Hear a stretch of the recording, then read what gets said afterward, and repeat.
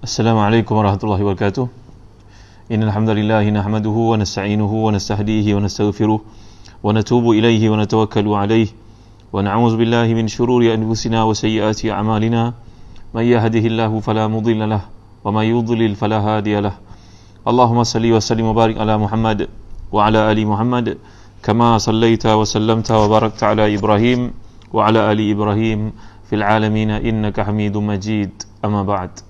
Waalaikumsalam warahmatullahi wabarakatuh. Spa Razalia Ismail, Nisa Nur Hasana, top fan kita, Nur Nasihah, Nur Hasihah,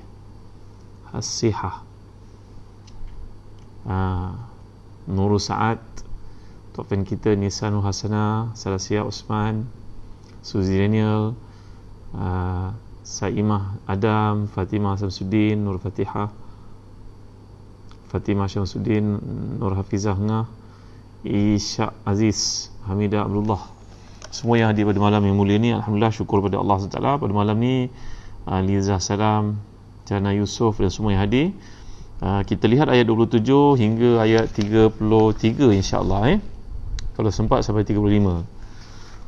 A'udzubillahi minasyaitonirrajim.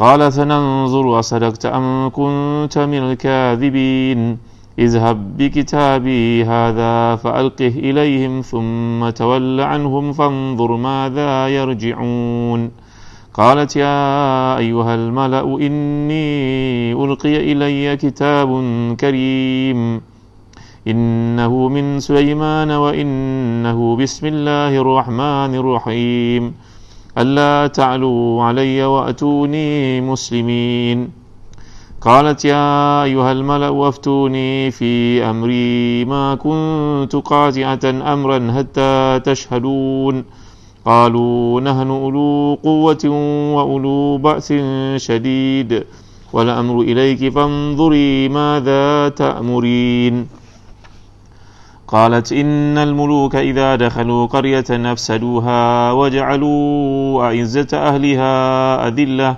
وكذلك يفعلون وإني مرسلة إليهم بهدية فناظرة بما يرجع المرسلون. صدق الله العظيم. Semua yang hadir pada malam ni, Hang Nan, Nini, Mat Rajang, Nurita Ahmad, top fan kita Alan Abdul Hamid, Muhammad Hasfani Ahmad, Syarisa, Fadallah Khamis, Azina Sulong, Rosi Muhammad Nur, semua yang hadir pada malam mulia ni.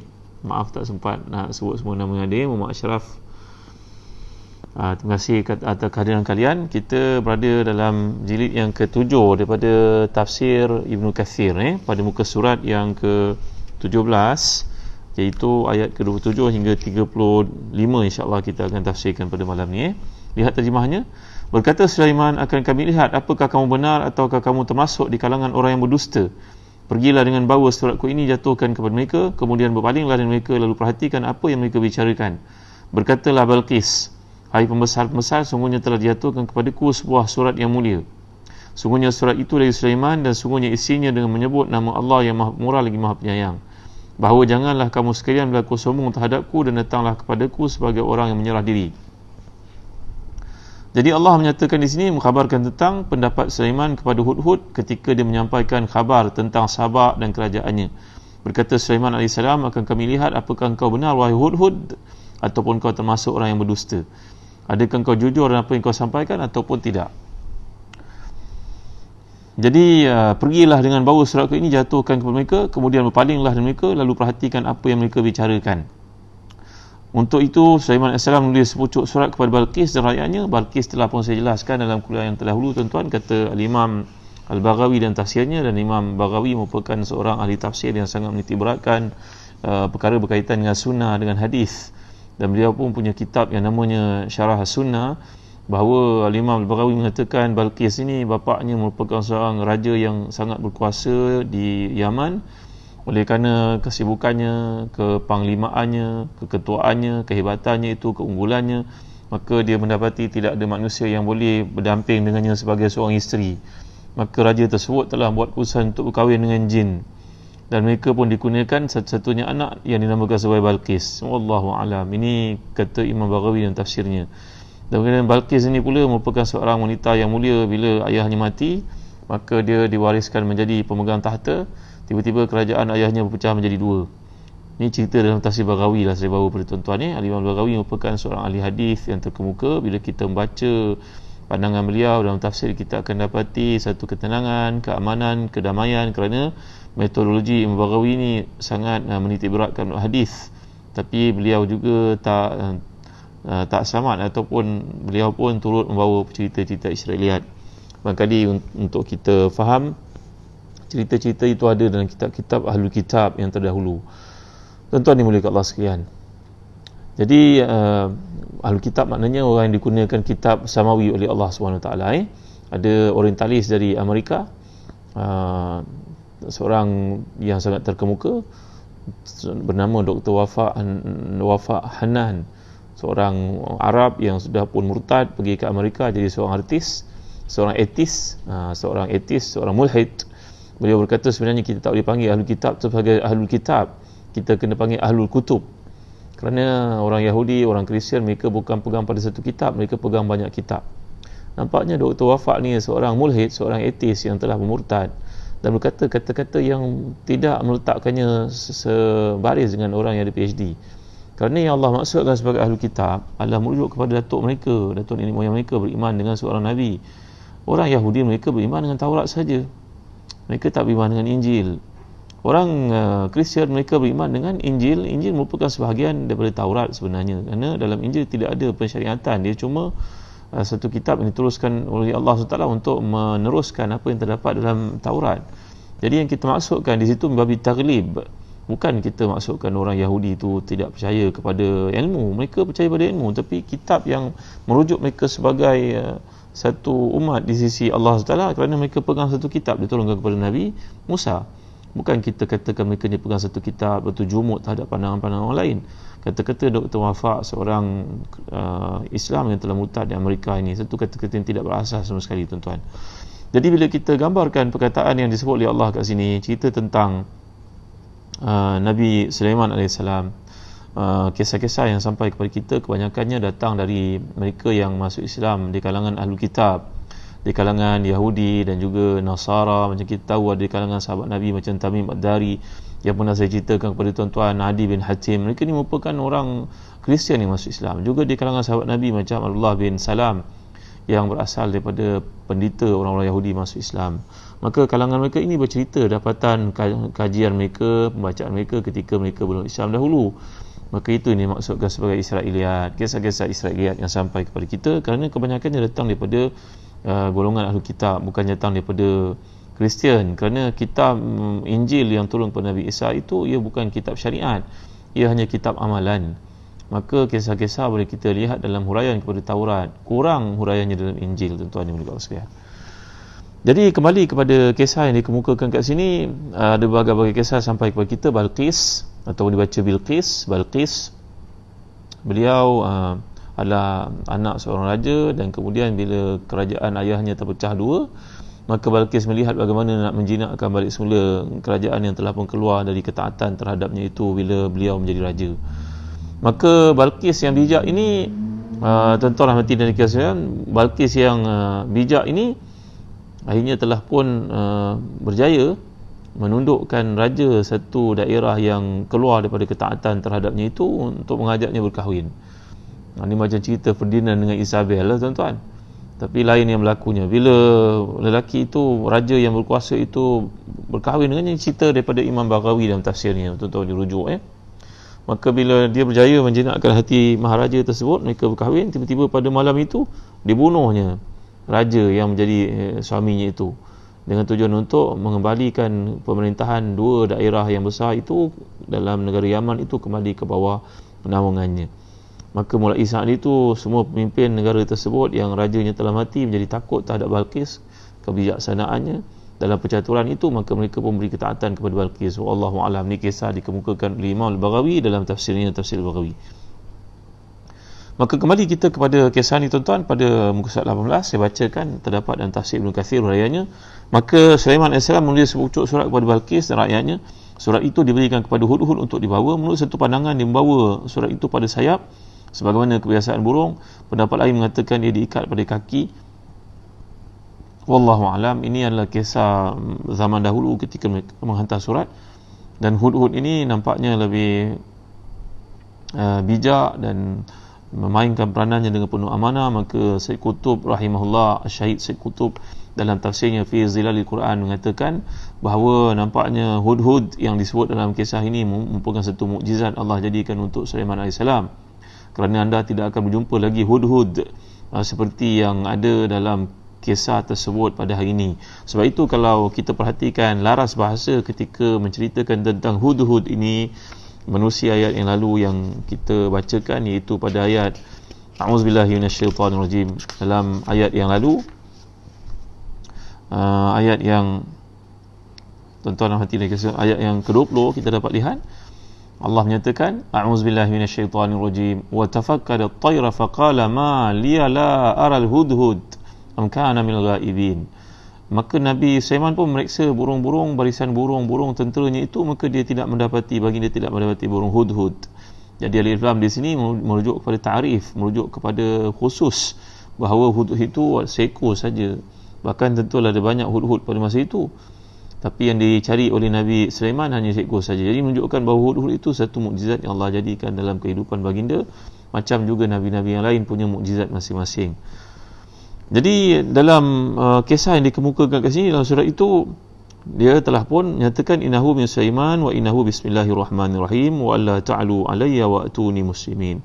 Kemudian Hudhud pun pergilah dengan membawa surat itu kepada Balqis yang berada di Yaman. Bayangkan jauhnya, distant di antara Palestin dan juga Yaman. Begitu hebat burung ni boleh terbang sampai begitu jauh seperti yang Allah gambarkan. Dia pun sampai di istana Balqis, yang mana tempat itu merupakan tempat Balqis menyendiri. Seperti yang telah diceritakan oleh Imam Baghawi bahawa Balqis ini berkahwin, dibunuhnya suaminya itu, dan dia melihat tidak ada lelaki yang layak untuk menjadi suaminya. Lalu dia duduk menyendiri di situ. Maka burung itu pun segera menjatuhkan sebuah surat dan sepucuk surat yang dikirim oleh Sulaiman itu di hadapannya. Kemudian Hudhud itu pun pergi dengan penuh adab dan juga wibawa. Ini disebut oleh Imam Ibn Kathir. Riwayatnya ada disebut oleh kebanyakan ahli tafsir. Wallahu a'lam mana sumbernya, tuan-tuan dan mulia sekalian. Memadailah untuk kita mengatakan surat itu sampai kepada Balqis. Balqis nampak heran dengan apa yang dilihatnya. Dia mengambil surat tersebut dan bukanya. Dalam surat itu tertulis innahu min Sulaiman wa innahu bismillahirrahmanirrahim alla ta'alu alayya wa atuni muslimin. Sungguhnya surat itu daripada Sulaiman dan isinya berbunyi dengan nama Allah yang Maha Pemurah lagi Maha Penyayang. Janganlah kamu berlaku sombong terhadapku dan datang kepadaku sebagai orang yang Islam. Maka ada 3 perkara rukun dalam surat ini disebut oleh Al-Imam Dr. Wahbah Zuhaili. 3 perkara disebut. Yang pertama, permulaannya menyebut tentang nama Allah yang Maha Pemurah lagi Maha Penyayang. Yang kedua, surat ini ditujukan kepada Balqis, jangan sombong. Yang ketiga, hendaklah membawa rakyatnya kepada akidah yang benar. Jadi 3 rukun yang penting. Sehingga bila Balqis ini membaca surat tersebut, dia terus kumpulkan gubernurnya, menterinya, pegawainya. Lalu beliau berkata, inni ulqiya ilayya kitabun karim. Sungguhnya diberi kepada aku sepucuk surat. Biasanya surat ni ikut kelaziman sampai kepada pegawai-pegawai tertentu. Kalau kita ni jadi orang besar kat pejabat, surat ni sampai daripada postman. Biasanya sampai kepada mungkin receptionist dulu, atau sampai kepada PA dahulu ataupun secretary dulu, kemudian barulah sampai kepada bos. Tak, surat ni terus sampai kepada Balqis menerusi proses yang telah kita gambarkan tadi, sama ada pada burungnya atau pada paruhnya ataupun kakinya. Jadi burung hudhud ni peranan macam burung merpati lah zaman dahulu, yang kerjanya untuk menyampaikan surat kepada pihak yang tertentu. Tuan-tuan dan hadirin dikasihi sekalian, dalam tafsir Al-Munir oleh Syekh Dr. Wahbah Zuhaili mengatakan bahawa ada 3 perkara yang disebut sehingga dipuji oleh Balqis surat ini. Ini ulqiya ilayya kitabun karim. Surat ini memang surat sangat istimewa. Permulaannya, kontennya dan juga keadaannya. Kita tuan-tuan hati dan dikasihi sekalian, kadang-kadang dalam hidup perlu pada kerana orang berkata don't judge the book by its cover.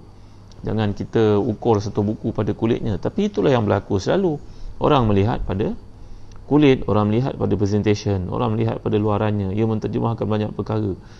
Kalaulah tuan-tuan hati dan dikasih sekalian, kita jadi seorang bos, kita dipresentkan satu perkara yang penting dengan presentation tersebut, dengan caranya, dengan slide show-nya, dengan kontennya yang kuat, maka meyakinkan kita. Tapi janganlah dibebankan sangat pekerja untuk duduk buat report sampai berminggu-minggu sampai tak buat kerja lain. Artinya berpada-padalah tuan-tuan, jangan sampai ia selekeh sangat ataupun comot ataupun tak sempurna laporan dikemukakan itu, kerana ia sangat penting untuk seseorang justify dan ukur keadaan kita yang sebenar, kerana ia mewakili kita bila surat tersebut. Maka tuan-tuan hati dan dikasih sekalian, ini kalau kita belajar dalam bisnes, nama dia branding lah tuan-tuan.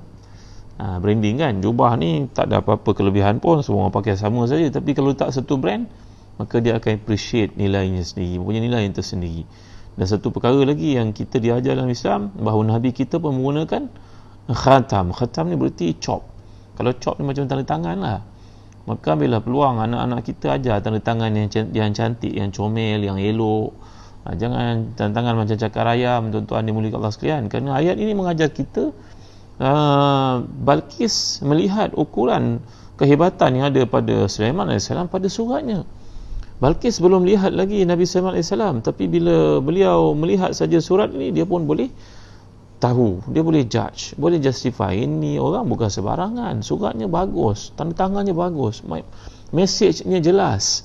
Maka inilah dia peranan kita sebagai ibu bapa tuan-tuan, untuk melihat anak-anak kita, menyalahkan potensi diri mereka. Nak ayah sebut pada kau ni sebab ayah sayang kau, nak besok kau jadi doktor pakar, kau punya tulisan macam cakar ayam, tulis elok lah.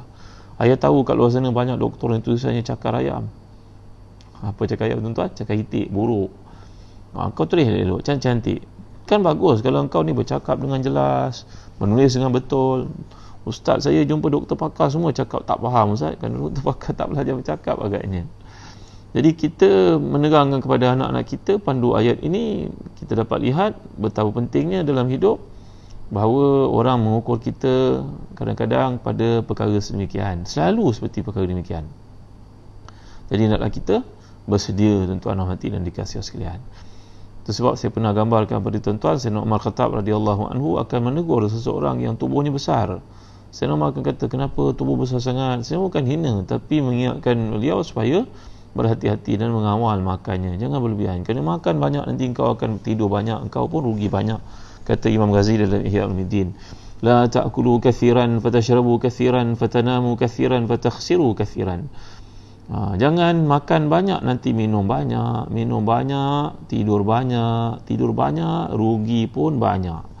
Dan orang pun banyak mengukur kita, so interview dan sebagainya, melihat pada tubuh badan. Kadang-kadang kalau badan macam ni pemalas nampaknya. Tuan-tuan, ini disebut dalam kajian-kajian yang dibuat. Jadi kembali kita kepada kisah yang memperlihatkan kebijaksanaan Balqis ini, dilanjutkan oleh Allah SWT. Selepas isi kandung surat ini sangat mengimpreskannya, meyakinkannya bahawa yang mengutus surat ini bukanlah manusia biasa, tentulah seorang yang punya kedudukan, seorang yang hebat. Kerana ayat yang antara itu walaupun pendek, tapi sudah pun menterjemahkan satu message yang sangat besar. Ini menunjukkan kebijaksanaan Balqis dalam berpolitik, kepintarannya. Iaitulah dia memanggil tenteranya, manggil orang-orang penting. Di situ kita dapat lihat, innahu min Sulaiman wa innahu bismillahirrahmanirrahim alla ta'alu alayya wa atuni muslimin. Qalat ya ayyuhal mala'u aftuni fi amri ma kuntu qati'atan amran hatta tashhadun. Di sini menunjukkan kepada kita bahawa Balqis adalah seorang pemimpin yang sangat bijak. Saya dah cerita tadi pandangan Syekh Imam Al-Baghawi dalam tafsirnya, bagaimana asal usul Balqis ni, keturunan yang wibawa, datuknya, bapaknya, ibunya, seperti diceritakan dalam hadis kata Imam Baghawi. Maka menunjukkan kebijaksanaan panjang akalnya wanita ini tuan-tuan yang dimuliakan Allah sekalian. Maka beliau memanggil sekalian orang penting ahli mesyuarat untuk berbincang. Lalu ahli mesyuarat berkata, qalu nahnu ulu quwwatin wa ulu ba'sin syadid wal amru ilayki fanzuri madza ta'murin. Orang-orang penting yang mewakili kaumnya itu, kata Imam Nasafi, dipanggil berapa ratus orang, 313 orang, dan setiap orang itu mewakili 10,000. Wallahu a'lam. Ni cerita yang dikemukakan oleh Imam Nasafi dalam tafsirnya. 313 orang ni macam parlimen lah. Maka Balqis pun memanggil mereka semua untuk mewakili kaum masing-masing. Mereka dengan megahnya berkata, wahai ratu, kami tidak takut sama sekali. Kita adalah orang yang kuat tubuhnya, kita orang lengkap persenjataannya, kita orang berani dan sentiasa menang dalam peperangan. Maka di pihak kita, kita memiliki persiapan penuh untuk perang. Tapi walaupun kami bergantung keputusan pada maharaja, pada ratu, perintahlah kepada kami, nescaya kami akan taat. Jadi mereka membincangkan perkara ini, tuan-tuan, kerana mengetahui kekuatan Nabi Sulaiman beserta tentera-tenteranya dan apa yang dimiliki olehnya, sama ada golongan jin, manusia, burung. Walaupun pada zaman itu komunikasi terhad, tetapi ada mendengar sayup-sayup dari jauh, rumus yang menceritakan kehebatan yang ada pada kerajaan Sulaiman, dan itu yang menimbulkan kegerunan kepada mereka. Dan mereka melihat jarak yang jauh pun boleh hantar surat. Kalau main punya cerita ni, tuan-tuan, pada hari ini pun kita nak pergi dari Yaman menuju ke Palestin pun berapa jam, tuan-tuan dimulakan sekian. Jauh perjalanan. Kurang-kurang mau 6 jam, tuan-tuan dimulakan sekian. Tapi dengan kapal terbang. Bayangkan zaman ini, maka bagaimanakah raja yang dikatakan Nabi Sulaiman itu tadi menghantar surat, menghantar peringatan kepada Balqis, dan itu tentunya menimbulkan kegerunan kepada mereka. Oleh kerana itu dia menceritakan kepada mereka apa yang dilakukan oleh para raja yang keras dan kuat. Ini ayat bila Allah menyatakan, qalat innal muluka idza dakhalu qaryatan afsaduha waja'alu a'izzata ahliha adilla wa kadzalika yaf'alun. Balqis berkata bahawa kalau kamu perhatikan, bila tentera ini kalau mereka berkuasa, satu kerajaan ni kalau berkuasa, bila raja-raja memasuki satu negeri, maka mereka akan binasakan dan menjadikan penduduknya yang mulia itu jadi hina. Demikianlah apa yang mereka lakukan. Kita dapat lihat sebagai contohnya negara Iraq yang dahulu kaya, menerima pelajar-pelajar datang daripada negara kita belajar secara percuma, bagi mereka beasiswa mahal-mahal. Baghdad dahulu, tuan-tuan, ramai ulama di Malaysia ni keluaran Baghdad, ustaz-ustaz yang buka pondok dan sebagainya. Tapi apa jadi bila Amerika menjajah Iraq? Maka hancur, jadi padang terkukur, tuan-tuan dimuliakan Allah sekalian. Menunjukkan apa yang disebut di sini. Balqis menyatakan kepada sekalian orang-orang penting yang menjadi ahli mesyuaratnya, jangan bermain dengan tentera Sulaiman yang hantar surat kepada aku. Daripada surat yang dihantarkan itu, dia menyatakan bahawa dengan nama Allah yang Maha Pemurah lagi Penyayang, jangan sombong kepada Allah. Allah ta'alu alayya wa'tuni muslimin. Jangan sombong, kerana aku ini mewakili Allah SWT. Aku Nabi Allah. Walaupun Allah itu punya sifat penyayang, sifat pemurah, tetapi ada kalanya dia akan bertindak tegas, dia akan bertindak ganas. Dan kita pun tahu kalau dahulu kala negara kita ketika mengalahkan negara lain, hancur negara itu dibuatnya. Maka kalaulah kita perang dengan mereka, kalau tak menyebelahi, kalau kemenangan tak menyebelahi kita, negara kita akan jadi hancur. Kerana orang yang dihantar surat ni mengutus surat, bahasanya pun cukup indah, pendek, ringkas, padat, tepat. Jadi nampaknya Balqis merupakan seorang pemimpin yang memiliki ciri-ciri good listener, seorang yang pandai mendengar. Kan, tuan-tuan? Ini ciri-ciri kualiti yang patut ada pada seorang pemimpin, untuk mendengar daripada pihak yang betul. Kata orang bijak pandai, kalau kita jadi pemimpin, kita seperti jari yang 5 ni, kan, tuan-tuan? Pemimpin yang bagus ni pemimpin yang bagus, dia punya orang kaya yang menyokong perjuangan dia. Orang kaya yang baik lah, bukan kaya pelobi yang cari kesempatan dan sebagainya, bukan. Kemudian orang tua dihormati, didengar pandangan. Orang muda disayangi, kanak-kanak diraikan. Kan? Kalau kita jadi pemimpin, ni semua golongan ni kena dekat dengan kita. Kanak-kanak last sekali dalam turutan di sini, orang muda kat sini, orang tua kat sini, orang kaya kat sini. Orang kaya yang beriman, yang bertakwa, itu jadi pilihan utama, tuan-tuan dimuliakan Allah sekalian. Macam kalau kita baca kisah Nabi seperti disebut oleh Imam Abdul Hayy Katani dalam buku beliau Taratib Ilariyah, menunjukkan bahawa keliling Nabi ni teknokrat. Ni keliling Nabi kita SAW teknokrat ni. Nampak? Teknokrat. Siapa teknokrat ni? Abu Bakar, Umar, Osman, Ali, ni teknokrat semua, tuan-tuan. Bukan orang biasa-biasa, orang bijak.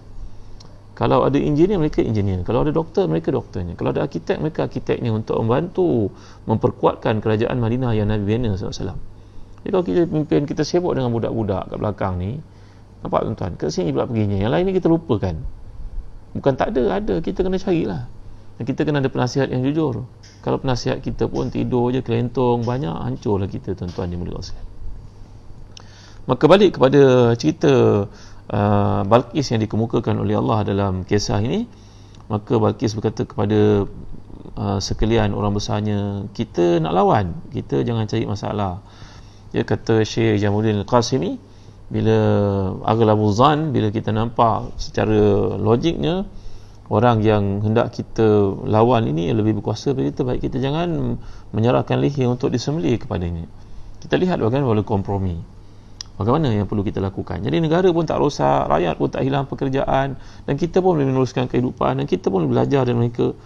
Ini adalah ciri-ciri seorang raja yang bijak, good listener, mendengar daripada orang keliling, yang kemudian dia mempunyai prinsip tersendiri untuk mengiqna'kan mereka. Mengiqna' maknanya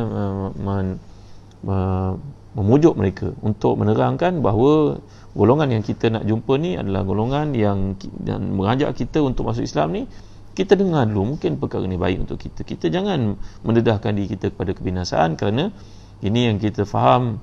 Sulaiman, kita dengar cerita tentangnya dari kejauhan. Ceritanya bukan cerita orang biasa-biasa, bukan kerajaan biasa-biasa, kerajaan kuat. Dan penghantaran surat kepada aku pun aku dah baca mesejnya, dan datangnya surat daripada tempat yang jauh oleh burung ini menunjukkan bagaimana dia menguasai burung untuk terbang jarak yang jauh, sangat jauh, dari Palestin bawa ke Yaman, untuk semata-mata mengajak kita masuk Islam. Apa kita dengar dulu kata-kata di sini, tuan-tuan yang berkasihan. Ini juga satu ciri-ciri yang penting seorang pemimpin yang hebat, bukan saja mendengar daripada rakyatnya, daripada orang bawahannya yang mewakili rakyatnya, memang dah tak mampu untuk pergi semua. Kalau kita ni, tuan-tuan dimuliakan Allah sekalian, jadi pemimpin, kita memang tak mampu untuk menghargai semua orang. Tapi kita kena dengar daripada orang yang betul, dan kemudian buat keputusan yang tepat. Kat situ kita kena ada kajian, analisisnya bagaimana, kita kena baca statistiknya, kena faham. Nak jadi pemimpin, kenalah ada ciri-ciri macam tu. Jangan jadi pemimpin baca surat khabar je, baca WhatsApp je, tak baca buku-buku kualiti. Lihat dalam rumusan dikemukakan oleh almarhum Imam Dr. Wahab Az-Zuhaili dalam tafsir Al-Munir, yang beliau berkata mesyuarat merupakan satu perkara yang penting, diperlukan pada setiap waktu, baik perkara itu umum ataupun khusus. Dan selagi ia bukannya rahsia, maka hendaklah diajak golongan yang berkeahlian. Kerana mesyuarat ini menghasilkan manfaat untuk menemui pendapat yang paling benar dan paling utama, khususnya dalam perkara-perkara krusial seperti peperangan, perjanjian-perjanjian damai, dan perkara-perkara yang akan beri kebaikan kepada umum. Kerana setiap kaum, setiap umat yang mesyuarat, tentu mereka akan ditunjukkan jalan yang paling baik. Jadi Rasulullah SAW adalah orang yang paling banyak bermesyuarat, sampai Allah turunkan ayat wa amruhum syura bainahum wa syawirhum fil amr. Mesyuaratlah kamu dengan mereka dalam segala urusan. Tuan yang hati dan dikasih sekalian, ada satu perniagaan yang berjaya. Seorang buka kedai yang sangat besar di Pantai Timur, sangat besar kedainya, sampai orang semua tahu. Saya berpeluang bertanya dengan pemilik kepada kedai yang mulia ni, tuan-tuan, seorang Muslim, kedai Sabasun namanya. Saya bertanya pada miliknya, apa rahsia tuan niaga begitu hebat, kuat? Orang semua sebut Sabasun, ni maksud dia. Kata beliau, sabar sungguh. Nak buat perniagaan kena sabar sungguh, tak boleh main-main. Take it or leave it, buat ataupun tinggalkan. Ya, bagi saudara yang datang daripada Pantai Timur, sokonglah perniagaan orang Islam, Sabasun contohnya. Beliau berkata, Ustaz, saya setiap hari petang saya akan ambil peluang untuk dengar rintihan pekerja saya ataupun customer, klien. Kalau di kalangan mereka berkata tadi terjatuh kat lantai itu licin, maka kami lekal-lekal, besok je kena buat repair kat situ. Jangan biarkan lebih ramai orang jatuh. Adakah kita nak tunggu sampai 30 orang tua jatuh kat situ baru kita nak buat perubahan? Ada sampai budak terhantuk kat situ banyak kali baru kita nak betulkan? Tak, jangan. Jadi feedback ini kita kena dengar setiap hari dan kena react cepat-cepat, tak mau tunggu-tunggu, tangguh-tangguh. Jadi tuan-tuan dimuliakan sekalian, ini adalah sifat orang yang bijak, orang yang cemerlang, bermesyuarat dengan orang kelilingnya, seperti yang Allah kemukakan kat sini. Jadi sifat orang beriman, wa amruhum syura bainahum, dan Allah nyatakan surah Ali Imran, wa syawiruhum fil amr, dan mesyuarat mereka dalam urusan-urusan yang melibatkan benda yang bukan wahyu, benda yang bukan ketetapan wahyu, wahai Muhammad sallallahu alaihi wasallam. Kalau Nabi pun dia suruh mesyuarat, apatah lagi kita. Jadi mesyuarat merupakan satu cara yang penting daripada dulu kala untuk menghadapi saat-saat genting seperti peperangan. Ratu Balqis ini merupakan perempuan jahiliah, penyembah matahari sebelum dia meluk Islam. Dia mengatakan demikian untuk menguji ketapan hati. Jadi bila masuk ayat berikutnya dalam ayat ke-35 ni tuan-tuan, bila Allah menyatakan wa inni mursalatun ilaihim bihadiyatin fanadhiratun bima yarji'ul mursalun, dan sungguhnya aku akan kirim utusan kepada mereka dengan bawa hadiah, dan aku akan tunggu apa yang akan dibawa kembali oleh utusan-utusan itu. Jadi walaupun Balqis ini seorang perempuan yang menyembah matahari, perempuan yang tidak beriman pada waktu surat ini sampai kepadanya, tapi ternyata kualiti yang ada padanya Allah highlightkan untuk kita ikut kalau kita nak jadi pemimpin. Kalau kita nak jadi pemimpin lah, mereka berkata kalau kamu nak jalan cepat, jalan seorang diri. You want to move fast, jalanlah seorang diri. Tapi kalau kamu nak berjalan jauh, berjalan dalam grup, makna memimpin orang ni ada kerenahnya tersendiri. Manusia ni imannya bertambah dan berkurang, dan prestasi dirinya pun bila dibagi satu anugerah dia ikut, stick and carrot.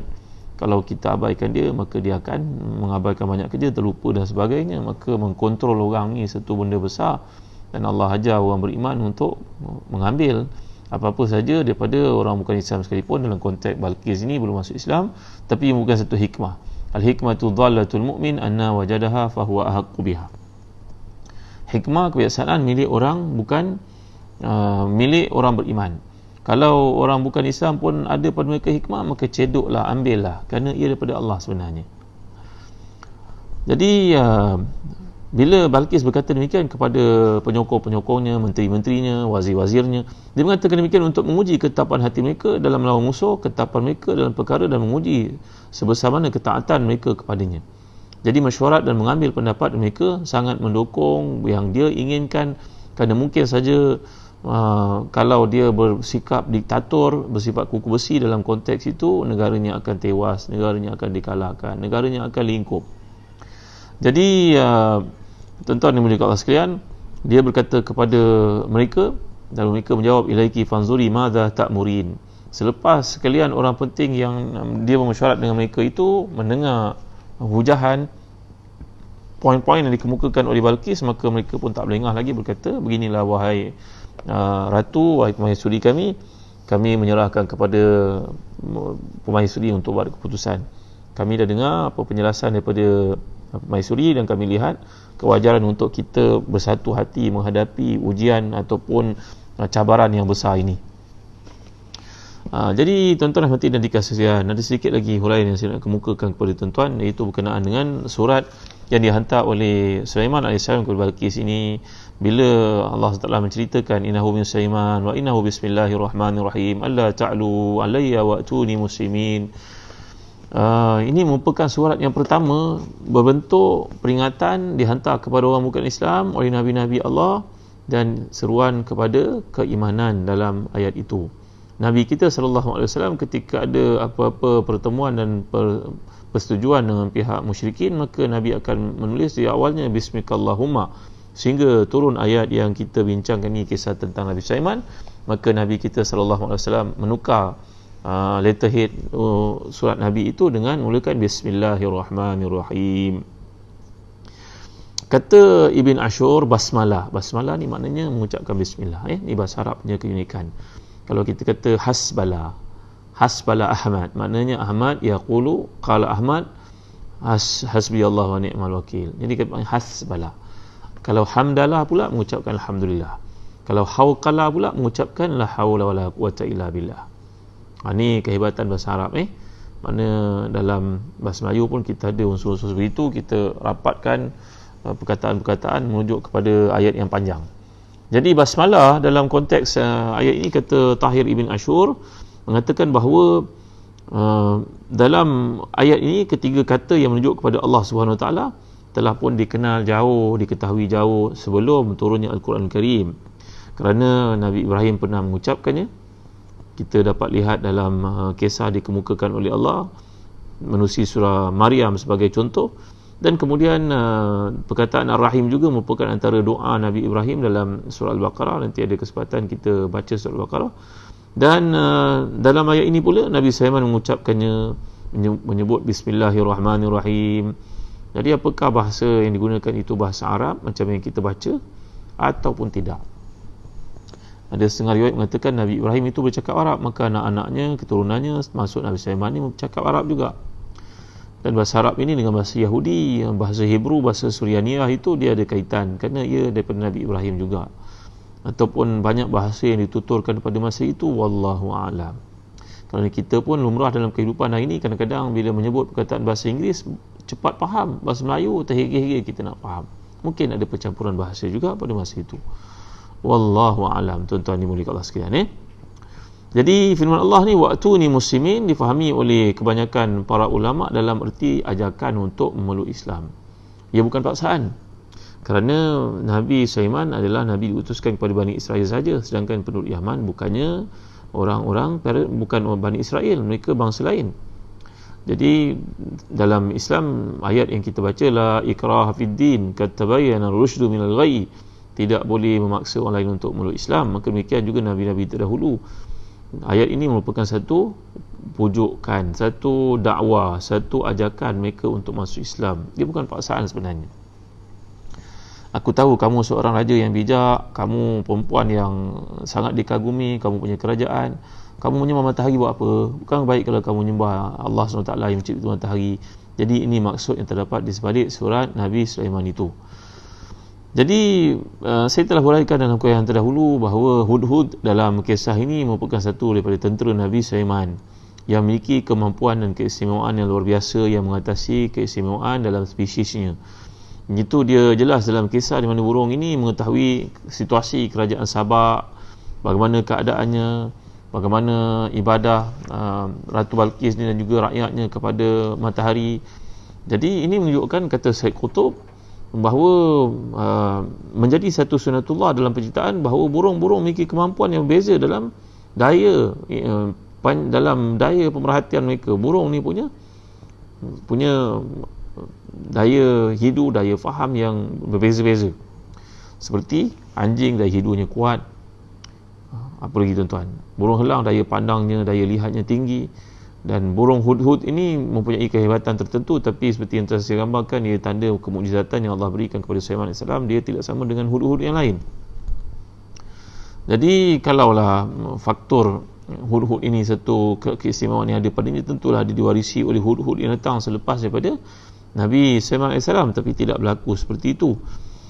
Kemudian Syed Qutb lebih jauh membuktikan pendapatnya tentang keistimewaan hudhud yang melebihi hudhud yang lain dalam pasukan tentera burung yang dimiliki oleh Nabi Sulaiman itu.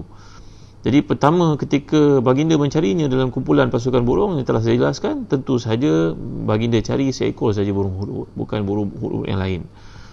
Dan kemudian dapat kita perhatikan perbezaan itu dirasakan ketika diperhatikan laporan hudhud kepada Nabi Sulaiman, iaitu menemui satu gambaran pengetahuan yang luas oleh hudhud itu, bagaimana dia seorang binatang ini, satu yang binatang yang bersifat observant, melihat kepada apa yang berlaku kepada Balqis dan juga rakyatnya itu. Dan tuan-tuan rahmati dan dikasihi, dan kemudian sindiran gaya bahasanya yang halus ketika menjawab kata-kata Nabi Sulaiman itu telah saya uraikan pada kuliah yang terdahulu. Jadi kemampuan hudhud yang luar biasa ini yang dikisahkan oleh Allah menunjukkan bahawa hudhud ini memiliki ciri-ciri yang khusus. Dianugerahkan kemampuan seperti itu, keluarbiasaan yang menunjuk pada kemukjizatan yang Allah beri kepada Nabi Sulaiman AS. Kerana kita tidak mahu ada kalangan nanti yang akan menghuraikan aspek-aspek sedemikian untuk menceritakan keunikan dan melupakan kita kepada batasan akidah yang namanya mukjizat kurniaan Allah kepada Nabi-Nabi yang terdahulu. Macamlah ada di kalangan orang Islam yang cuba untuk mengatakan bahawa Nabi Muhammad SAW bukanlah manusia yang diberikan wahyu, tapi baginda merupakan seorang yang super genius, yang sangat genius, sampai dia melupakan aspek ketuhanan yang mana Allah memilih manusia yang hebat ini, Muhammad SAW, untuk menjadi Nabi-Nya, dibekalkan dengan mukjizat, diberikan kepadanya wahyu. Jadi ada golongan yang cuba untuk menterjemahkan kehebatan-kehebatan ini dalam bentuk ayat, mengatakan bahawa Nabi kita Muhammad SAW adalah seorang yang diberikan keistimewaan, kebijaksanaan, daya pandang yang berbeza daripada orang dan sebagainya, seperti tulisan Muhammad Hussein Haikal dalam bukunya bertajuk Hayatul Muhammad. Saya rasa diterjemahkan dalam bahasa Melayu. Kalau kita baca, hendaklah kita fahami bahawa Muhammad Hussein Haikal ni seorang yang tertipu dengan tulisannya, iaitu mengatakan Muhammad SAW adalah seorang super genius. Dia melupakan aspek-aspek kemukjizatan pada kehidupan baginda SAW, Dan buku ini yang telah terjemahkan dalam bahasa kita sebenarnya dalam bahasa Arabnya mendapatkan penentangan daripada ramai ulama, termasuk ulama Al-Azhar, yang mengatakan bahawa tulisan ini boleh membawa seorang itu kepada murtad bila mengatakan Muhammad SAW ini hanyalah seorang manusia bijak yang digunakan keistimewaan berfikir, kebijaksanaannya itu melupakan aspek-aspek wahyu ketuhanan yang Allah berikan kepada baginda SAW. Yakhtassu bi rahmatihi man yasha wallahu dzul fadlil azim wallahu wasi'un alim. Allah beri keistimewaan tentu kepada orang tertentu dengan pengetahuannya yang kita semua tidak faham kenapakah dipilih begitu.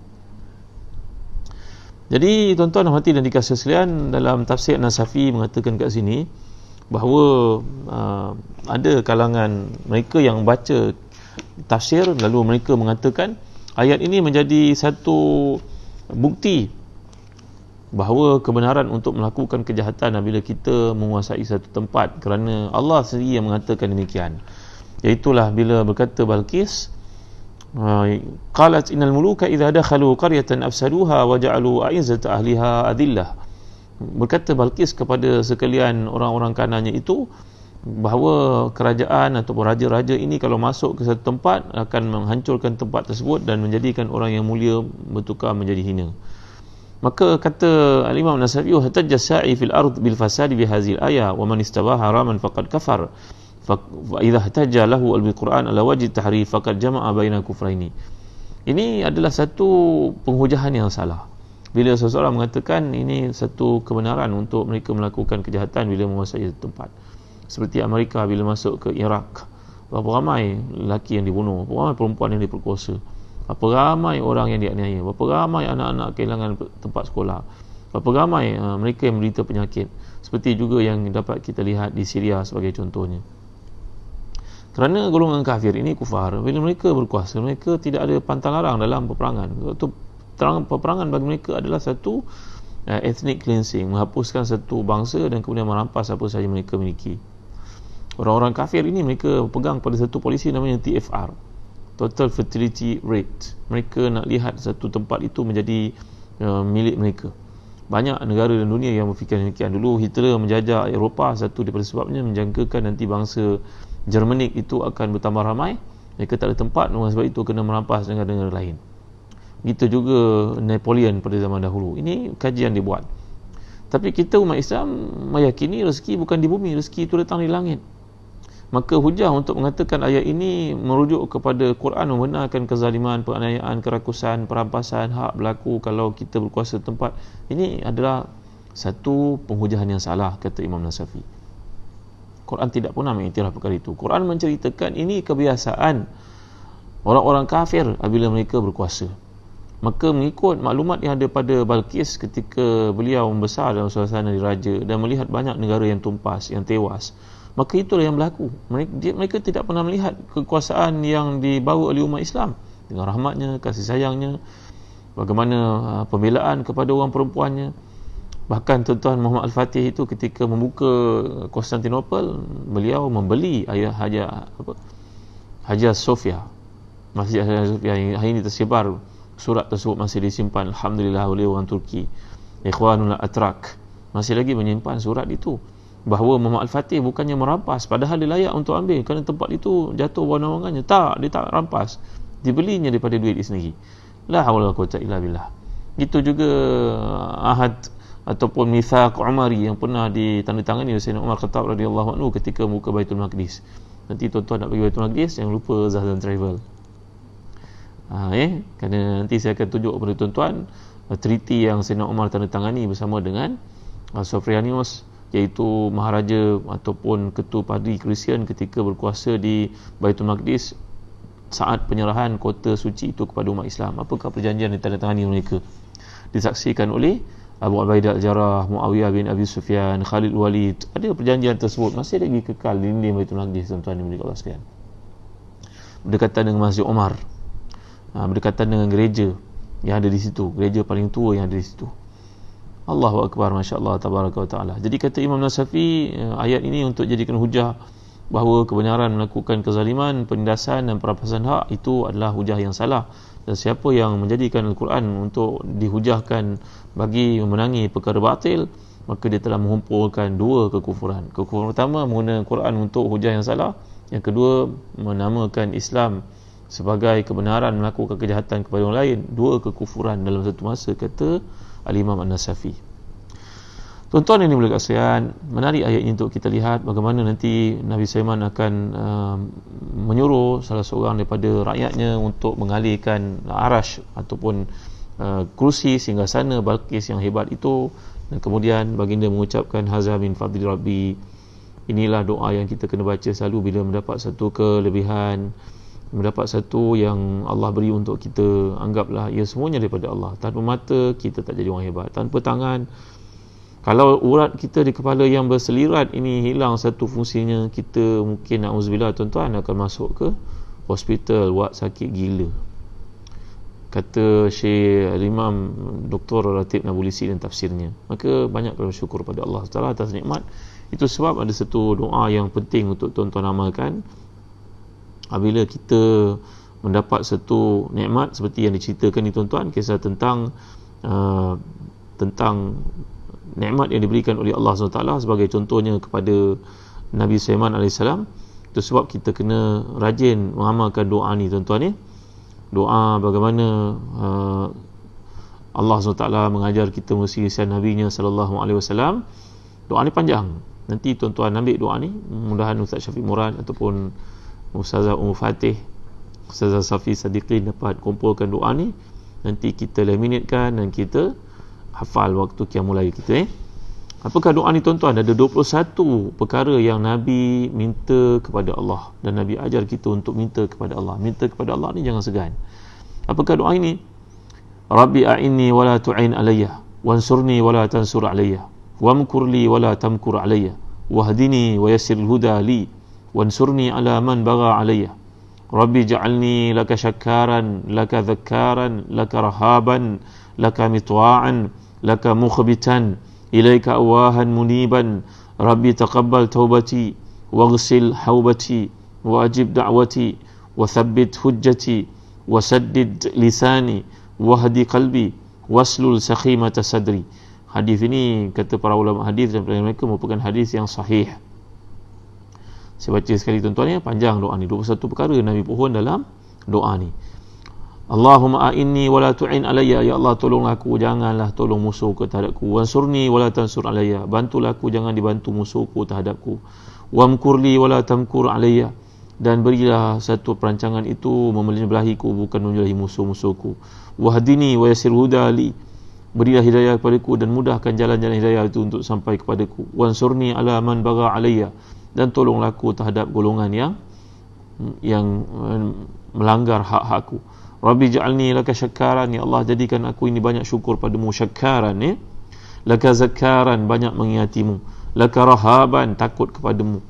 Laka mitwa'an, taat kepadamu. Laka mukhbitan, tunduk kepadamu. Ilaika awahan muniban, kepadamu aku sentiasa menyerahkan diri. Rabbi taqabbal taubati, ya Allah terimalah taubatku. Waghsil haubati, dan ampunkan dosa-dosaku. Wajib da'wati, dan terimalah doa-doaku. Wa thabbit hujjati, dan kuatkanlah hujahku. Wa saddid lisani, dan lancarkan lidahku. Wahdi qalbi, dan beri hidayah kepadaku. Waslul sakhimata sadri, dan hilangkanlah rasa dengki, rasa hasad, mazmumah daripada hatiku. Dalam huraian para ulama tak ada ini tuan-tuan, yang terakhir ni waslul sakhimata sadri ni, supaya dalam hidup ni kita tidak ada rasa dengki pada orang lain. Kita melihat apa-apa yang ada berlaku pada seorang Islam, kita bersyukur, ya Allah hebatnya, bagusnya, Allahu Akbar, kalau saya dapat saya pun nak buat macam dia. Ini sifat ghibtah tuan-tuan dimuliakan Allah sekalian, iaitu sifat yang mana memberikan kepada seorang Islam itu pahala. Kerana dalam hadis mengatakan manusia ni ada 4 golongan. Yang pertama, kaya menggunakan kekayaannya untuk tujuan kebaikan. Yang kedua, miskin tapi melihat orang melakukan kebaikan dalam hatinya berfikir, ya Allah kalau aku beri kebaikan, kalau engkau beri kebaikan kepada aku akan buat macam fulan bin fulan. Maka dia dapat pahala sama dengan melakukan kebaikan walaupun dia tidak punya harta banyak macam si kaya itu. Yang ketiga, orang yang memiliki harta tapi menggunakannya untuk kefasikan, kemaksiatan. Yang keempat, golongan miskin tapi melihat orang kaya melakukan kemaksiatan, kefasikan, dia pun berkata, kalau aku dapat harta aku pun nak enjoy hidup macam dia. La ilaha illallah Muhammadur Rasulullah. Yang pertama, dua tadi dapat pahala sama di sisi Allah. Yang pertama, banyak harta gunakan untuk kebaikan. Yang kedua, tak ada harta tapi berfikir untuk buat kebaikan. Kalau diberikan harta, niatnya saya dah sebut peringkat-peringkat niat dalam diri kita. Tuan-tuan tu ingat kan hawajis nafas, hadisun nafsi, khawatir, hamun, azmun, saya dah cerita pada tuan-tuan kan. Yang ketiga, golongan yang diberikan harta tapi lalai dalam hartanya itu. Maka yang keempat adalah golongan yang tidak ada harta, miskin, tapi dia pun fikir kalau dapat harta banyak nak gunakan pada jalan-jalan kemaksiatan, maka ketiga keempat itu sama-sama berdosa di sisi Allah SWT. Jadi yang doa ini Nabi ajar kita tuan-tuan 21 perkara, tuan-tuan boleh kira sendiri yang saya sebutkan tadi. Rabbi a'inni wa la tu'in alayya, yang pertama. Wansurni wa la tansur alayya, yang kedua. Wamkurli wa la tamkur alayya, yang ketiga. Wahdini wa yassir huda li, yang keempat. Wansurni ala man bagha alayya, yang kelima. Rabbi ja'alni laka syakkaran, laka zakkaran, laka rahaban, laka mitwa'an, laka mukhbitan, ilaika awahan muniban. Rabbi taqabbal tawbati waghsil haubati wa'ajib da'wati wasabit hujjati wasaddid lisani wahdi qalbi waslu sakhimata sadri. Ini 21 perkara yang Nabi kita SAW sentiasa minta kepada Tuhannya. Maka kata para ulama hadis, ketika mengajar kepada kita doa ini, kita bacalah tuan-tuan, minta kepada Allah supaya sentiasa dapat bantuan. Bayangkan kalau macam Nabi Sulaiman AS ini memiliki kerajaan besar, tenteranya ramai, rakyat jelatanya banyak, tapi bagaimana dia mengawal kerajaannya itu tuan-tuan Kalau kita mempunyai perniagaan, perusahaan, kita jadi pengetua, kita jadi orang penting di satu tempat, kita nak kawal orang di bawah kita berpuluh orang, mungkin beratus orang, mungkin beribu orang, maka mintalah kepada Allah bantuan selalu. Minta kepadanya dapat diilhamkan perkara ketaatan. Mintalah kepadanya supaya sentiasa bantu kita. Jangan orang lain membahayakan kita, menganiaya kita, mensihirkan kita. Ini adalah doa yang sangat penting berkaitan dengan kisah kepimpinan oleh Nabi Allah Sulaiman AS. Bacalah selalu doa ni dalam tahajud kita, dalam salat subuh kita, dalam salat duha kita. Kita sebagai pemimpin, sekurang-kurangnya kita punya anak-anak yang kita minta kepada Allah dia berikan hidayah, taufik. Hidayah ni ada dua jenis tuan-tuan Dalam konteks doa ni tadi, bagaimana Allah SWT mengajar kita melalui lisan Nabi-Nya SAW supaya mengatakan wahdini wa yassir huda li. Wahdini, beri hidayah kepadaku, wa yassir huda li. Rupanya hidayah ni ada dua jenis sekurang-kurangnya. Kita pun dipanggil hidayah dilala dan juga irsyad. Yang kedua dipanggil hidayah taufik dan tathbit.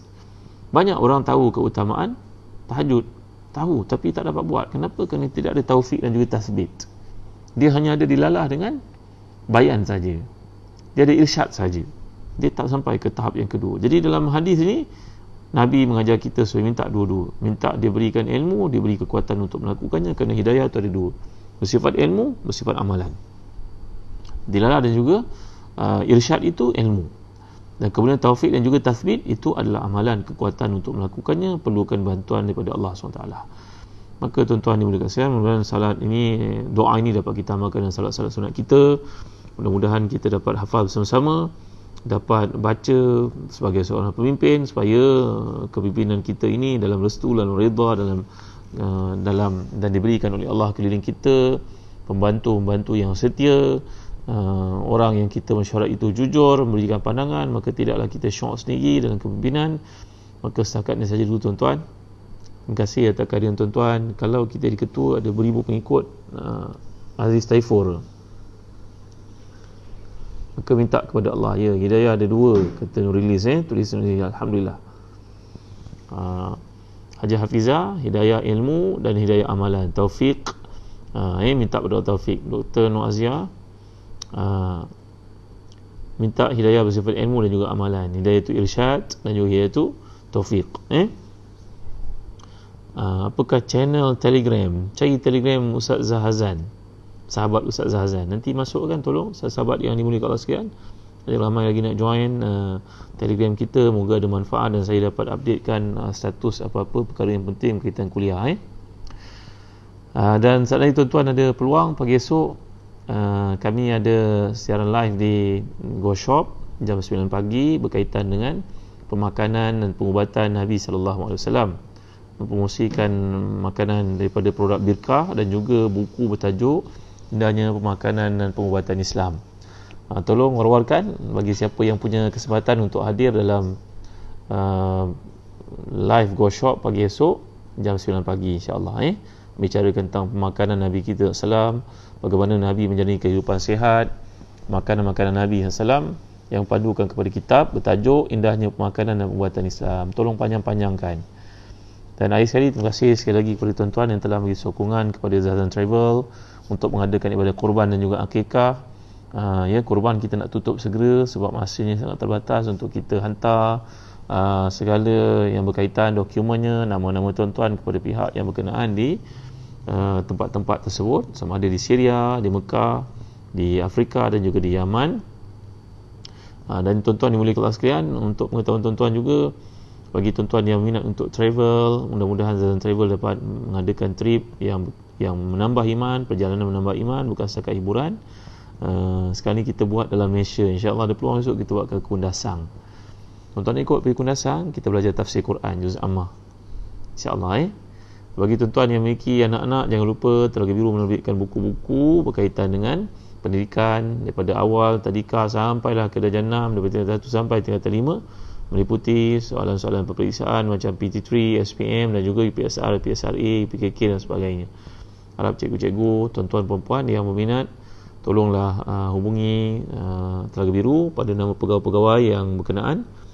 Farid Mizan ada, Faizal ada, Zainan ada, Puan Intan Husna ada, Encik Ridwan Zainul ada, Encik Murad ada ramai pegawai-pegawai yang terlibat. Boleh tuan-tuan hubungi di daerah masing-masing.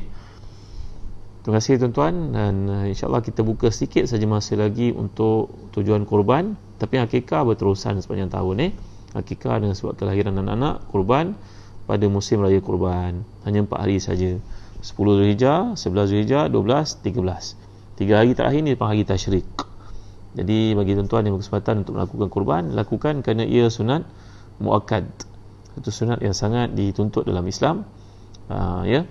Dan mungkin kita menghantar ke tempat-tempat keperluan tinggi seperti itu lebih besar pahalanya, terutamanya di Mekah, memandangkan keadaan negara kita agak stabil, sumber makanannya banyak, tapi saudara kita di luar sana amat memerlukan bantuan.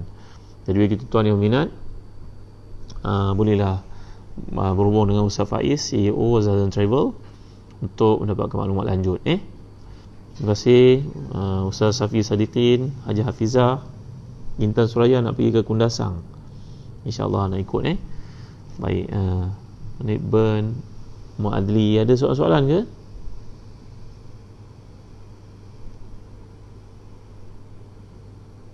Haji Hairun Nisa, pergi nak pergi Kundasang, bukan mesti cuti sekolah buat anak-anak. Baik, insya-Allah nanti kami akan update. Hamidi Hussein, Rahmah Yusof, Siti Khadijah, Fiza Ismail, Nur Saliza, Yahani Matik, Mary Fatima, Zuraina Nur Muhammad, Mazni. Jangan lupa tuan-tuan untuk follow dan subscribe TV, official TV Ustaz Zahzan di YouTube, dan begitu juga follow lah kami di Zahzan Travel. Ada banyak video yang berkaitan dengan perjalanan dan pengetahuan tentang air Zam-Zam, kelebihan Mekah Madinah, cerita karamah para wali Allah dan sebagainya yang disampaikan kat situ. Jadi tolong panjang-panjangkan, tolong share video ni ke seramai orang kita kenal. Moga-moga menjadi sebab mereka mendapat hidayah daripada Allah. Nabi menyatakan dalam hadis sahih riwayat Bukhari, la an yahdiyallahu bika rajulan wahidan khairul laka min humri na'am. Bila seorang itu mendapat hidayah daripada Allah, manusia apa yang kamu usahakan lebih baik pada dunia dan sisi kandungnya. Nik Ben nak ikut ke Kundasang, insya-Allah boleh. Ya Allah, sekarang dah naik sikit Ustaz kes COVID, ada kluster baru. Ya, kena jaga-jaga. Jaga-jaga baik, insya-Allah atas maklumat ni. Zahra Ismail nak ikut Telegram sahabat Ustaz Zahzan. Nanti tolong Yad Abdullah tolong masukkan Telegram line kita untuk diketahui oleh sahabat yang baru masuk hari ni. Zulfakar, Tania, Roslan Rahman, semua yang hadir. Darina Mazaki, Siti Malisa, Ummu Nuair, kakak tersayang. Idris Tamin, Ahmad Fadirul Anwar, Siti Nurzila, Nur Haji Hafizah Haji Syarif, Muhammad Fakhzan. Doa dijauhkan dari buat maksiat. Kita dah belajar doa dijauhkan buat maksiat dulu. Allahumma inni as'aluka iman la yartad wa na'iman la yanfad Dan begitu juga doa Allahumma inni as'aluka fi'lal khairat wa tarkal munkarat wa hubal masakin wa antaghfir li wa tarhamani. Ada doa ni dulu kita belajar. Tolong masukkan, kalau Ustaz Syafiq Murad ada ataupun Ustaz Safi Sadiqin, tolong masukkan doa yang kita pernah belajar dulu. Allahumma inni as'aluka fi'lal khairat wa tarkal munkarat. Baik, terima kasih, setakat ini saja dulu. Semua kita akhiri dengan doa. Alhamdulillahirabbil alamin wassalatu wassalamu ala asyrafil anbiya'i wal mursalin sayyidina wa lana Muhammadin wa ala alihi wa sahbihi ajma'in. Allahumma ighfir lana dhunubana wa israfana fi amrina wa sabbit aqdamana wa ansurna 'alal qawmil kafirin. Allahumma ighfir lana dhunubana wa liwalidina warhamhum kama rabbawna shighara wa li jami' masyayikhina wa li jami' ashabil huquq 'alaina minal muslimina wal muslimat al mu'minina wal mu'minat al ahya'i minhum wal amwat bi rahmatika ya arhamar rahimin. Allahumma zidna wa la tanqusna wa akrimna wa la tuhinna wa a'tina wa la tahrimna wa athirna wa la tu'thir 'alaina wa ridina wa ridha 'anna. Allahumma inna nas'aluka fi'lal khairat wa tarkal munkarat wa hubbal masakin wa an taghfir lana wa tarhamana wa idza aradta biqawmin fitnatan fatawaffana ilayka ghayra maftunin. Allahumma inna nas'aluka hubbaka wa hubba man yuhibbuka wa hubba 'amalin yuqarribuna ila hubbik. Allahumma a'inna wa la tu'in 'alaina wa ansurna wa la tansur 'alaina wa mkur lana wa la tamkur 'alaina wahdina wa yassir huda lana wa ansurna 'ala man bagha 'alaina. Rabbana ij'alna laka syakkaran wa laka dhakkaran laka rahaban laka mitwa'an wa laka mukhbitan wa ilayka awahan muniban. Rabbana taqabbal taubatana waghsil hawbatana wajib da'watana wahdi qulubana wasaddid alsilatana waslul sakhimata qulubina. Allahumma kfina bihalalika an haramik wa aghnina bifadlika amman siwak. Rabbana atina fid dunya hasanah wa fil akhirati hasanah wa qina azaban nar. Wa sallallahu ala sayyidina Muhammad wa ala alihi wa sahbihi wa sallam. Alhamdulillahirabbil alamin. Taqullahu minna minkum. InsyaAllah kita jumpa pada malam esok waktu yang sama. Tolong share dan sampaikan kepada sahabat-sahabat yang lain. Sekian, Assalamualaikum warahmatullahi wabarakatuh.